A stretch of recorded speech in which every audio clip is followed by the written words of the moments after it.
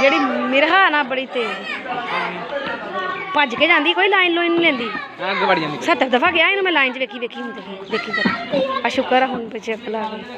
ਉਹ ਅੱਗ ਜੀ ਅਬੂ ਬਕਰ ਵੇਖ ਓਏ ਅਬਦੁਲ ਰਾਫੇ नीचे आओ। अभी है बेचारी दी घंटे बाद वारी होंगी।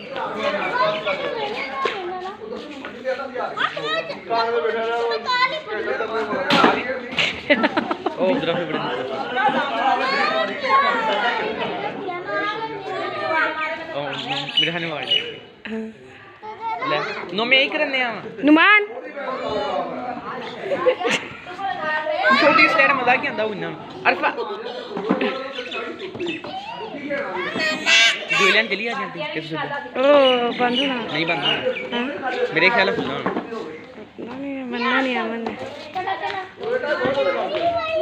मेरा हवाले मेरा सिर भजना